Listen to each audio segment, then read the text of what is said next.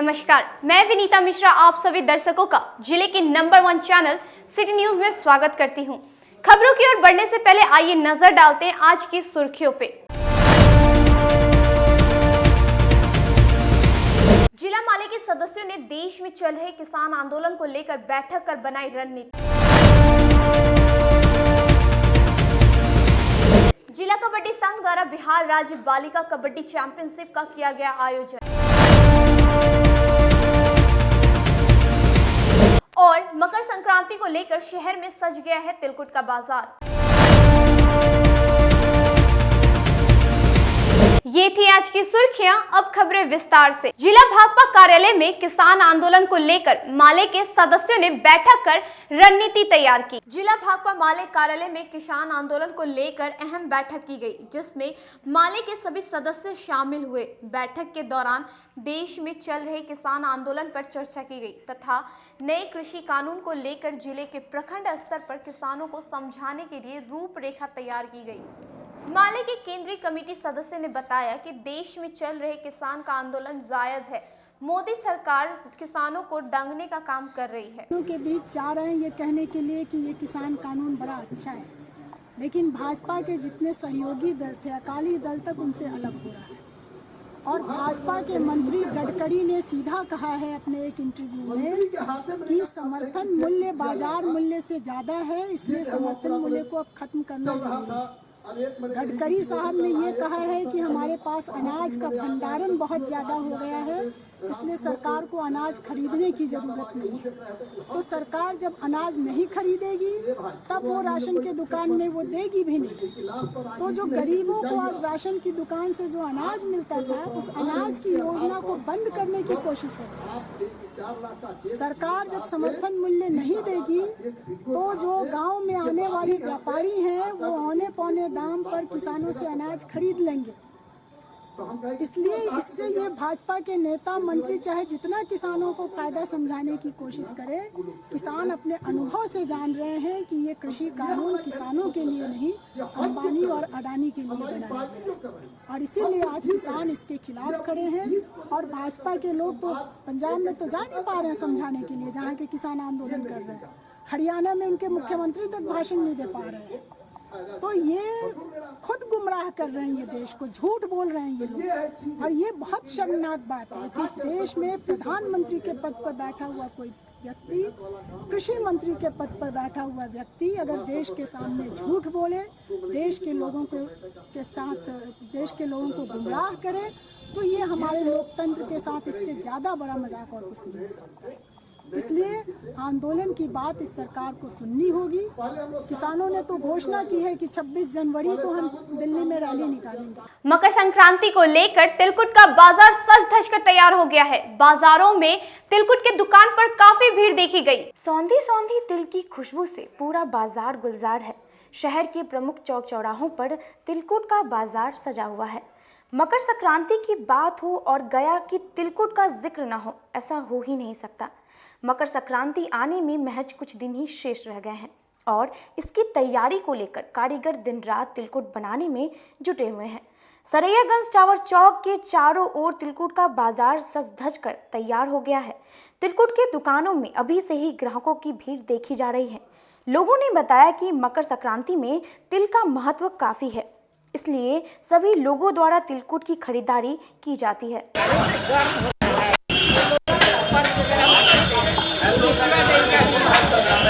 यहाँ पे अच्छा बनता है, अच्छा है, वहाँ का नाम ही है। वो फ्लेवर मिल रहा है, वही के कारीगर लोग आकर यहाँ बनाते हैं, फ्लेवर मिल जाता है। कितने वर्षों से ले रहे हैं दुकान जी? कितने वर्षों से ले रहे हैं?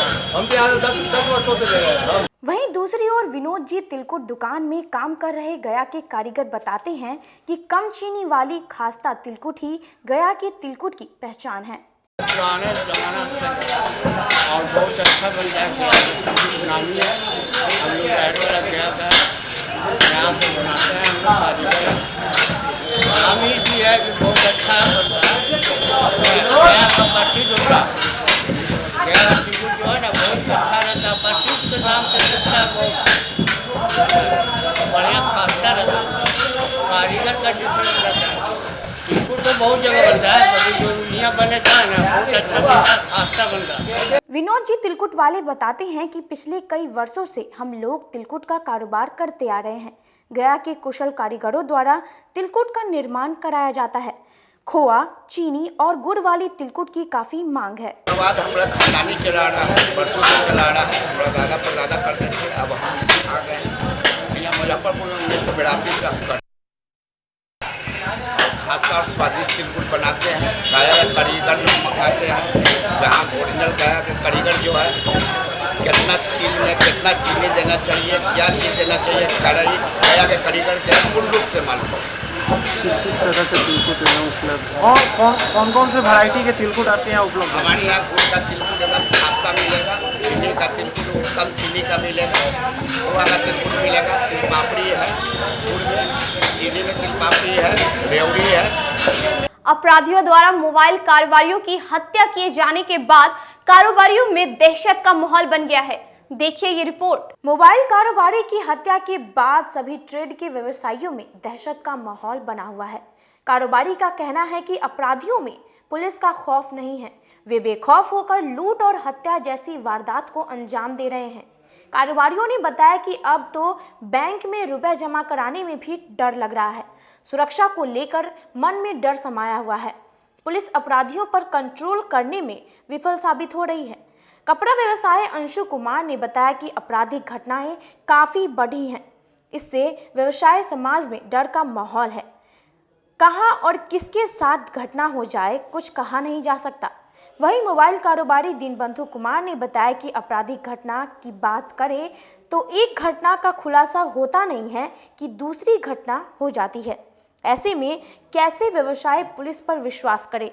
वहीं व्यवसाय उत्पल कुमार ने बताया कि दुकानदारों में भय का माहौल है। इन दिनों जिस तरह से अपराध बढ़ा है, इससे समझ में नहीं आ रहा कि पैसे दुकान में छोड़े या घर ले जाएं। पे हम क्या कहें, दिनों दिन दहाड़े लोगों की हत्या हो रही है, लूट हो रही है, प्रशासन अपने जगह पे ही है, लेकिन कुछ नहीं मालूम चल पा रहा है लोग व्यापार क्या करे या कैसे किसी चीज़ की व्यवस्था करें, ये लोगों को कैसे बताया जा सकता है। लेकिन कहने का मतलब है जो अपने आप जान के चलिए, हम लोग को भी भाई, हम भी एक व्यवसायी हैं, हमें भी डर लगता है। हम भी 9, सवा 9, 10, साढ़े 10 दुकान बढ़ा के घर जाते हैं। और आज का टीन एज का बच्चा कहते हैं तो मानिए जिसको खाने की भी औकात नहीं है, वो हत्या के रूप ला रहा है अब लोगों के बीच में है तो दहशत भाई होगा ही। पहले दुकान में हलचल रहता था, सड़क पे हलचल रहता था 10:30 से 11 बजे तक। अब 8, साढ़े 8 बजे तक एकदम रोड, दुकान, चौक, चौराहा टोटल सन्नाटा पड़ जाता है। लोग अपने घर में शिफ्ट हो जाते हैं। पुलिस प्रशासन का क्या रोल है? कितनी सजग पुलिस प्रशासन है? अब भाई प्रशासनिक का क्या बताया जाए, कहीं कुछ हुआ एट ए टाइम वहाँ पे मौजूद हो गए, हाईलाइटेड हो गए, प्रशासन आए, लेकिन उसका कोई निष्कर्ष तो नहीं निकल पा रहा है भैया। इसमें क्या किया जाए? पुलिस है तो मेरा साथ नहीं ना, मेरे साथ में तो नहीं ना रह रहा है। सबसे तो हम लोगों के मन में एक अजीब तरह का डर जो है वो बैठ गया है, क्योंकि अब जैसे अभी हम दुकान में हैं तो दुकान कब लूट जाए इसकी कोई गारंटी नहीं है। रात को जब हम लोग यहाँ से जाते हैं तो हम लोग को स्टॉक कैरी करके घर ले जाना पड़ता है, क्योंकि रात में ये डर रहता है कि हम लोग के दुकान में कहीं चोरी ना हो जाए। अब स्टॉक कैरी करके तो छोड़िए, अगर साधारण वे में अगर हम लोग घर जा रहे हैं, उसमें अभी देखे हैं कि 3 दिन पहले कैसे अभिषेक जी की हत्या कर दी गई है। तो हम आम व्यवसायी जो भी मोबाइल दुकानदार हैं, उनके मन में एकदम समझिए कि डर और खौफ बैठ गया है कि कभी भी किसी के साथ कुछ भी हो सकता है इस शहर में। चूँकि हम लोग अपने आप को असुरक्षित महसूस हर वक्त करते हैं, चाहे दुकान खोले हुए हों, स्टॉक लेकर के घर जा रहे हों या फिर रात को अपने घर जा रहे हों, हम लोग कहीं सुरक्षित नहीं हैं। और जब तक इस स्थिति को नहीं ठीक किया जाएगा जिला प्रशासन के द्वारा, मुजफ्फरपुर में व्यवसाय करना संभव नहीं है। और हमको तो लग रहा है कि कुछ दिनों के बाद हम लोगों को यह व्यवसाय छोड़ करके मुजफ्फरपुर क्या पूरे बिहार को छोड़ करके बिहार से बाहर जाना पड़ेगा। बिहार में पुनः वह दौर लग रहा है कि वापस आ गया जो आज से 20 साल पहले था। कि आम आदमी और व्यवसाय में दो अंतर तो है ही है। व्यवसायी को तो रात के 9 बजे से 10 बजे, कभी कभी हम लोग को दुकान पे लेट हो जाने पे 11 बजे भी जाना पड़ता है। उस स्थिति में पैसा तो रहता ही है, कुछ 5-10 हज़ार 20 हज़ार रहता ही है, लेकिन अब जैसा स्थिति है उसमें क्या हम लोग लगता है 100-200 रुपया लेके चलेंगे, लेकिन वो भी जान जाएगा कि बिजनेसमैन है तो कुछ ना कुछ तो होगा ही। हो सकता है कि इंटीरियर में जहाँ पर है वो लूटने का कोशिश करे। आजकल तो देख रहे हैं जो 2 दिन पहले घटना हुआ उसमें पहले गोली मार दिया है, लूट तो बाद में रहा है लोग। इससे बहुत भयभीत है, खासकर बिजनेसमैन जो है वो बहुत ही भयभीत है, खासकर मुजफ्फरपुर के। पुलिस प्रशासन से क्या उम्मीद रखते हैं? उम्मीद यही रखे कि ये चोरी छिनतई या जो डकैती हो रहा है या लूटपाट अभी जो मार दे रहा है उसमें बहुत सारा जो पब्लिक है वो बहुत डरी हुई है, खासकर बिजनेसमैन डरे हुए हैं। उनको सुरक्षा दिया जाए, सपोर्ट किया जाए। बिजनेसमैन हर जो बड़े बड़े मार्केट है वहाँ पे एक तो पुलिस रहना चाहिए ही चाहिए। जहाँ जहाँ इंटीरियर है वहाँ लाइन नहीं है, वहाँ लाइन का व्यवस्था करवाए, कैमरा हर जगह लगाने का कोशिश करें। घटना जो मोबाइल व्यवसायी की हत्या हुए घटना हुए लगभग आज 3 दिन हो गए। जी हाँ, 3 दिन तो हो गया। 24 घंटे नहीं, 24 घंटे में जो बोले थी पुलिस अभी तक तो कुछ हुआ ही नहीं। सकरा थाना क्षेत्र के मुजफ्फरपुर समस्तीपुर मुख्य मार्ग में कल रात अनियंत्रित कार ने साइकिल सवार को रौंदा। घटना के बाद स्थानीय लोगों ने सड़क जाम कर घंटों काटा बवाल। जिले में रफ्तार का कहर जारी है। शनिवार की शाम सकरा थाना क्षेत्र के रेपुरा पोल फैक्ट्री के समीप तेज रफ्तार कार ने एक साइकिल सवार को जबरदस्त टक्कर मार दी। इस घटना में साइकिल सवार की मौके पर मौत हो गई। हादसे के बाद आक्रोशित ग्रामीणों ने मुआवजे की मांग को लेकर घंटों सड़क जाम कर प्रदर्शन किया। मृतक का पहचान सकरा थाना क्षेत्र के गोपीनाथपुर गांव निवासी 65 वर्षीय मोहम्मद गफार के रूप में हुई है। मौके पर पहुंचे सकरा विधायक अशोक चौधरी ने ग्रामीणों को समझा बुझाकर मामले को शांत करवाया। मौके पर मौजूद सकरा थाना की पुलिस ने बताया कि मुआवजे की मांग को लेकर जाम किया गया था। स्थानीय विधायक के आश्वासन पर जाम समाप्त करवाया गया है। मजदूर को गाड़ी से ठोकर लगने के बाद रेपुरा में घटनास्थल पर ही मृत्यु हो गया उसका, तो लोगों ने उसको जाम कर रखा है। लोगों ने कहा कि सीओ पैसा देने में लेट करता है, तो हम कहा कि सीओ अगर लेट करेगा तो उसका 4 लाख के देनदार सकरा विधायक अशोक चौधरी है। जिला परिषद अध्यक्ष ने अपने आवास पर दिव्यांग शिविर लगाकर दिव्यांगों की सुनी समस्या। जिला परिषद अध्यक्ष इंदिरा देवी ने अपने आवास पर दिव्यांग शिविर लगाकर दिव्यांगों की समस्या को सुना। शिविर में काफी संख्या में दिव्यांग शामिल हुए।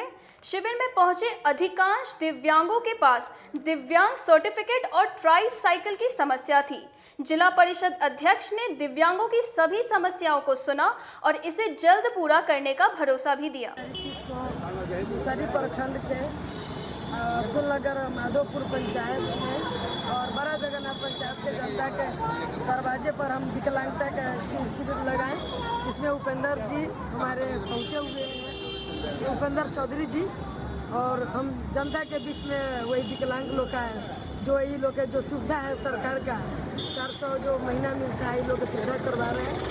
और जो पैर से विकलांग है, हाथ से है, जो आँख से नहीं देखते हैं, वैसा व्यक्ति को यहाँ विकलांगता सर्टिफिकेट बना हुआ है और जो सरकार का मुआवजा है और हम उसके दिलवाने के लिए काम कर रहे हैं। अब रुकते एक छोटे से ब्रेक के लिए, कहीं मत जाइएगा, देखते रहिए सिटी न्यूज मुजफ्फरपुर। मुजफ्फरपुर की शान और अपने कलाकृतियों से बॉलीवुड के स्टारों में अपनी पहचान बना चुका बाबा की दुकान लहठी भंडार पिछले 50 वर्षों से आपके पसंद का ख्याल रखती है।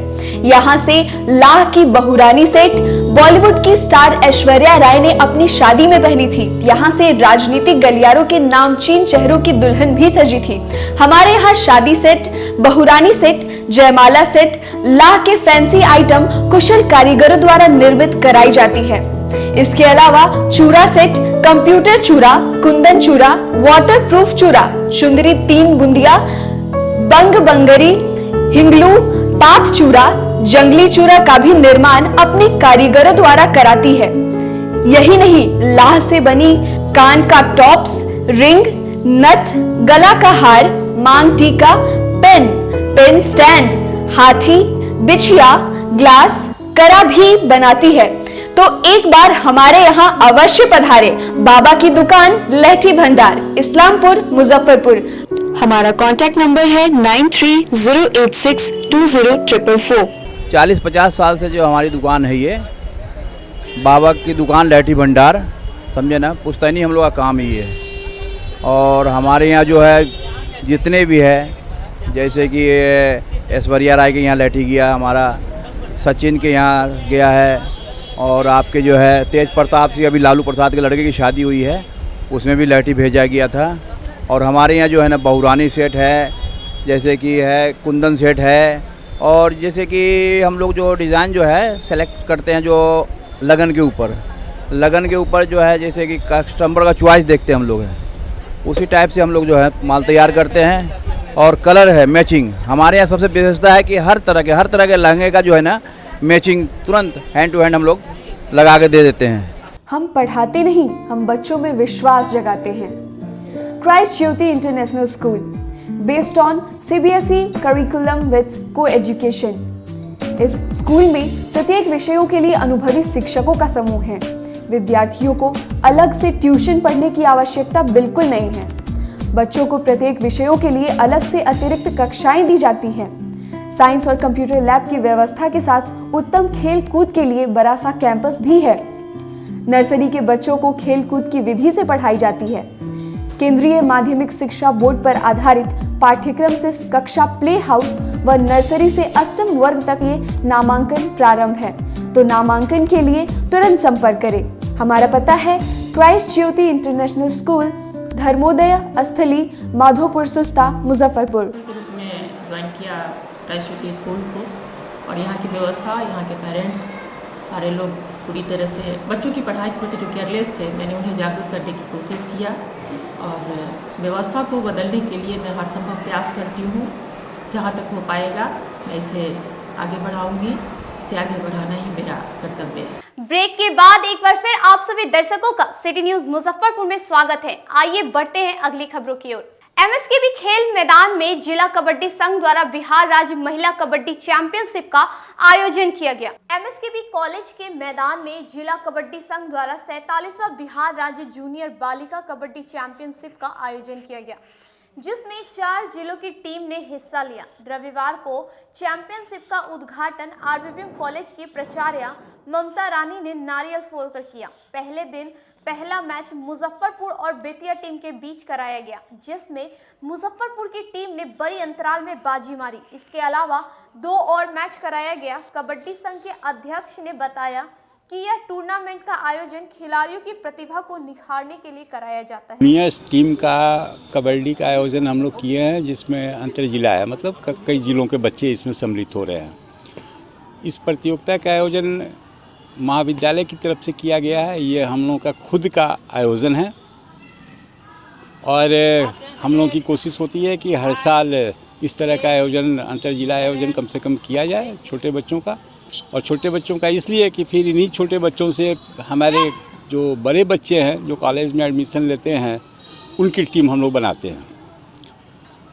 इसका सकारात्मक नतीजा ये आया है कि हमारे महाविद्यालय की कई छात्राएं अंतर्राष्ट्रीय स्तर पर अभी अपने देश का, राज्य का और कॉलेज का नाम रोशन कर रही हैं। उदाहरण के तौर पर एक बताएं, दुबई में फिजिकल ट्रेनिंग कॉलेज की एक प्रोफेसर है जो हमारे यहाँ की कबड्डी की स्टूडेंट थी, और बहुत पहले जब इस तरह का प्रतियोगिता, छोटी बच्चियों का प्रतियोगिता हम लोगों ने कराया था, तो उसमें उसने शिरकत की थी और उसकी अभिरुचि हुई, और बाद में अपने को इतना स्ट्रॉन्ग उसने किया कि आज वो दुबई जैसे बड़े कॉलेज, जो वहाँ का बहुत बड़ा कॉलेज है, फिजिकल, उसकी प्रोफेसर है, टीचर है। और इस तरह से कई बच्चे बहुत अच्छी जगहों पे गए हैं। तो हम लोगों की कोशिश है कि प्रतिभा अगर विकसित करना है, प्रतिभा को निखारना है, तो छोटे बच्चों से शुरुआत करनी पड़ेगी, और इसी सोच के साथ हर साल हम लोग कोशिश करते हैं। कानू हलवाई सेवा द्वारा नववर्ष मिलन समारोह का आयोजन किया गया, जिसमें सैकड़ों समाज के सदस्य शामिल हुए। मारीपुर स्थित निजी सभागार में कानू हलवाई सेना द्वारा नववर्ष मिलन समारोह का आयोजन किया गया। कार्यक्रम का उद्घाटन युवा राजद के महानगर अध्यक्ष विकास गुप्ता, कमलेश शाह, राजीव कानू ने दीप प्रज्वलित कर किया। इस मौके पर विकास गुप्ता ने कहा कि नव वर्ष पर समाज के लोगों का साथ होना काफी हर्ष की बात है और राजनीतिक भागीदारी के लिए सामाजिक एकजुटता जरूरी है। लोक जागृति परिषद द्वारा आम सभा का आयोजन कर परिषद के चुनाव को संपन्न कराया गया। रेड क्रॉस सभागार में लोक जागृत परिषद द्वारा आम सभा का आयोजन किया गया, जिसमें परिषद के बिहार और झारखंड राज्य के सदस्य शामिल हुए। आम सभा के दौरान परिषद द्वारा चुनाव भी करवाया गया, जिसमें सर्वसहमति एवं दोनों राज्य के प्रदेश अध्यक्ष के साथ परिषद के सभी पदों के लिए व्यक्ति को चयनित किया गया। बिहार का अध्यक्ष राम कुमार राव को बनाया गया। पूर्व अध्यक्ष ने बताया कि जागृत परिषद द्वारा आम सभा को आयोजन किया गया था। इसमें परिषद की आगे की रूपरेखा तैयार की गई है। आज आम सभा है जो कि 5 वर्षों में एक बार होती है और यहाँ आज पुराने जो भी हैं कार्यकाल जिनका समाप्त हो गया है उनको हटाकर नए कार्यकारिणी सदस्य बनेंगे, नए सचिव बनेंगे, नए अध्यक्ष बनेंगे और मैं वरीय उपाध्यक्ष से लोक जागृति परिषद के सदस्य होने के कारण आज मैं इस्तीफा दे रहा हूँ वरीय उपाध्यक्ष के नाते और आज वरीय उपाध्यक्ष के रूप में मैं किसी और को मनोनीत कर रहा हूँ। अध्यक्ष के रूप में राम कुमार राम जी का नाम चयन किया गया है, सचिव में अजय कुमार जी हैं और वरीय और उपाध्यक्ष में सुजीत कुमार और चंदन कुमार को रखा गया है और कार्यकारिणी सदस्यों में छोटन कुमार जी। आज के लिए बस इतना ही। अब मुझे और मेरी पूरी न्यूज़ टीम को दीजिए इजाजत। नमस्कार।